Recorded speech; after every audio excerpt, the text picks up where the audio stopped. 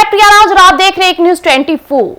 जिस तरह से आए दिन लोगों के अंदर एक नई जगह घूमने की इच्छा प्रकट हो रही है, खास करके युवा वर्गों के अंदर, जो हर मंथली हर महीने में एक नई ट्रिप की योजना बनाते हैं, चाहे वो दोस्तों के साथ हो या फिर फैमिली ट्रिप हो। और इस तरह से उन्हें जो यात्रीगण है उनको काफी दिक्कत का भी सामना करना पड़ता है रेलवे विभाग में। ज्यादातर लोगों की टिकट कैंसिल होती है, ज्यादातर लोगों को रेल में काफी दिक्कत होती है। जो बुजुर्ग वर्ग के लोग हैं उन्हें काफी ज्यादा दिक्कत का सामना करना पड़ता है। इसी बीच नए ट्रेन का आना और काफी सहायता के अनुसार सारी चीजों का अवेलेबल होना वो काफी बड़ी बात है। जिस तरह से रेलवे विभाग ने नई सारी चुनौतियों को हासिल किया है, नई चुनौतियों को आकर के सामने रखा है, वो काफी बड़ी बात है। और इसी बीच प्रधानमंत्री नरेंद्र मोदी के नए क्रियाकाल में अब जानना है कि कौन आखिर रेलवे मंत्री बनता है, किसके हाथ में यह कमांड होगी, किसके हाथ में यात्रियों के आए दिन युवा से लेकर के बुजुर्ग लोगों के बीच की जो साधना है वो किसके हाथ में होगा, ये देखने की बात है। तो आइए जानते हैं कुछ ऐसी तमाम खबरें। अभी देश में 100 वंदे भारत दौड़ रही है और 400 से अधिक चलाने का लक्ष्य है। इसमें वंदे भारत ट्रेनों को श्रीलंका, मोजाकिम, सेनेगल, म्यांमार, सूडान आदि देशों में निर्बाध करना भी शामिल है।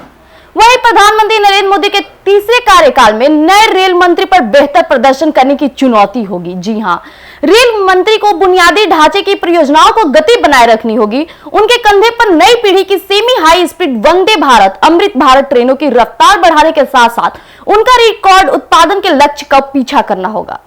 वहीं रेल यात्रियों की सुरक्षा मजबूत करने के लिए टक्कर रोधी आधुनिक तकनीक कवच को तय समय में पूरा करना होगा। और इसके साथ ही यूपी बिहार की ट्रेनों में लंबी वेटिंग लिस्ट को कम करने और स्टेशनों पर सफाई, खान पान की गुणवत्ता बनाए रखने में अपने कौशल का परिचय देना होगा। रेल मंत्रालय भाजपा के पास रहेगा या उसके घटक दलों की झोली में जाएगा, यह रविवार को होने वाली शपथ ग्रहण समारोह के बाद तय हो जाएगा।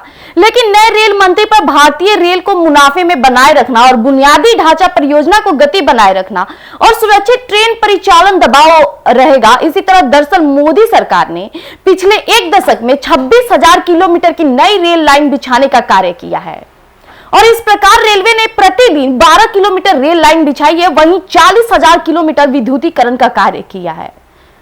भारतीय रेल में 94% विद्युतीकरण हो चुका है और शेष को तेज गति से पूरा करने का लक्ष्य होगा।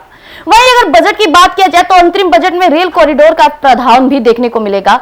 सरकार ने 1 फरवरी को 2024 में अंतरिम बजट में 3 नए रेल कॉरिडोर बनाने के लिए 12 लाख करोड़ रुपए का प्रावधान किया था। इसमें 2 फ्रेट कॉरिडोर है और 1 सेमी हाई स्पीड कॉरिडोर है, जिसे अलग 5 से 7 सालों में पूरा करने का लक्ष्य रखा गया है। और नए रेल मंत्री को वंदे भारत ट्रेनें, अमृत भारत ट्रेनें, नमो भारत ट्रेनों की संख्या बढ़ाने के लिए तेज गति से कोच उत्पादन करना होगा। जिस तरह से अभी आपने सुना कि किस तरह से रेलवे विभाग में काम चलती रही, वहीं वंदे भारत ट्रेन के आने से लोगों के अंदर एक राहत फैल गई है। लोग अगर लंबे दूर का सफर तय करना चाहते हैं तो वो चाहते हैं कि वो वंदे भारत ट्रेन का टिकट कराएं। जिस तरह से वहां सुरक्षा को लेकर, खान पान को लेकर के व्यवस्था की गई है वो काफी अच्छी बात है। और जिस तरह से आए दिन लोगों को एक जगह से दूसरी जगह जाना पड़ता है, चाहे वो नौकरी के क्षेत्र में जाए, चाहे वो ट्रैवल के लिए जाए, तो लोगों को ये काफी सराहनीय होगा कि जब नई ट्रेनें आएगी, नई स्पीड आएगी, लोगों को जल्दी पहुंचने में वहां मददगार मिलेगी। इसी बीच जो नए शपथ ग्रहण करने वाले हैं प्रधानमंत्री नरेंद्र मोदी, उसमें किसको रेलवे विभाग का कमांड मिलता है ये देखने लायक होगा और वो उस पे उतरते हैं या नहीं ये भी देखने लायक होगा। जिस तरह से मोदी सरकार ने आए दिन रेलवे को लेकर के चिंताजनक जताई, जो यात्रीगण है उनके लिए नई सुविधाएं उपलब्ध कराई, जो रेलवे नए मंत्री होंगे वो भी क्या इस तरह के कमांड अपने को संभालेंगे या नहीं ये देखने के लिए होगा। तो इसी तरह से तमाम खबरों के लिए हमारे साथ जुड़े रहिए एक न्यूज 24 पर। हमारे YouTube चैनल को सब्सक्राइब कीजिए और हमारे Facebook पेज को लाइक कीजिए। धन्यवाद।